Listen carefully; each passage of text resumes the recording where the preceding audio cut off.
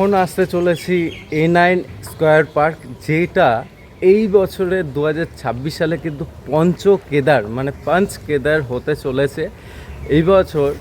তো সেহেতু পঞ্চকেদারের মধ্যে কি কি হতে চলেছে সেটাই তোমাদের দেখাবো। এবং এটা কিন্তু 26শে জুলাই কিন্তু এর কিন্তু খুঁটি পুজোর মাধ্যমে কিন্তু তাদের শুভ সূচনার কাজ হয়ে গেছিলো। হ্যালো, কতটা কি প্যান্ডেলের কাজ প্রস্তুতি কমপ্লিট হয়েছে সেটাই দেখাতে চলেছি।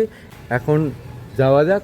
আর একদম আমি কিন্তু সামনেই রয়েছি, তো চলো দেখে নিই।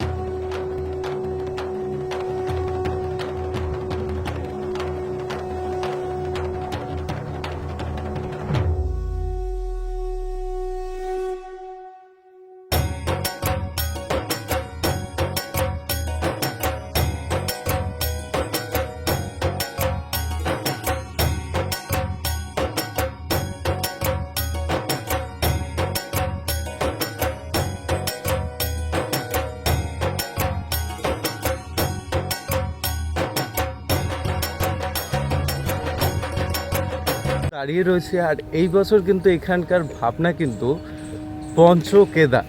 তাই পঞ্চকেদারের মধ্যে কিন্তু একটা কেদার ঘুরে এসেছি, যেটা হচ্ছে কেদারনাথ, স্বয়ং দেবভূমি। তা সেখানে ঘুরে এসেছি।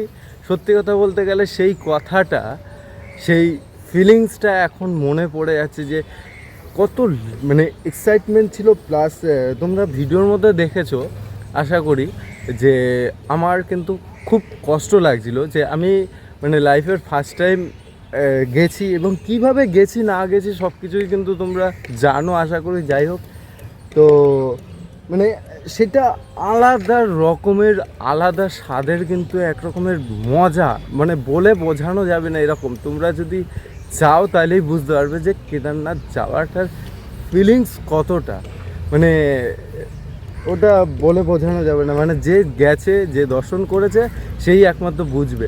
তা আমি তার মধ্যে চলে এসেছি। এই যে দেখতে পাচ্ছ আমার ঠিক পিছনেই কিন্তু রয়েছে পঞ্চকেদার। পঞ্চকেদারের মধ্যে ওই পাশেটা হচ্ছে মানে ওটা প্রায় অর্ধেকটা হয়ে গেছে। আর মানে এই তিনটে প্রায় কমপ্লিট হয়ে গেছে, ওই পাশেরটা হচ্ছে এখনও। আর এই পাশে আর একটা হওয়ার কথা চলছে, যেটা এখনও হয়নি, সেটা হয়ে যাবে। এখানে দেখতে পাচ্ছ সব বাঁশ ফাঁস ফেলানো রয়েছে বেশ সুন্দরভাবে, এবং বাঁশের স্ট্রাকচার তোমাদের একটু জুম করে দেখিয়ে দিচ্ছি। দেখো কি সুন্দরভাবে করা রয়েছে, বেশ দারুণ লাগছে। আর আমার বেসিক্যালি বলতে গেলে এই কেদারনাথটা সব থেকে সেরা লাগছে। মনে হচ্ছে একদম সেই মেন জায়গাতে কিন্তু আমি দেবভূমির একদম সামনেই চলে এসেছি। আমি যতটুকু দেখতে পাচ্ছি আপ টু বলতে পারো 50 থেকে 60% কাজ হয়েছে। আরও বাকি আছে, আরও তো দিন বাকিই আছে। তা আশা করি হয়ে যাবে এর মধ্যে।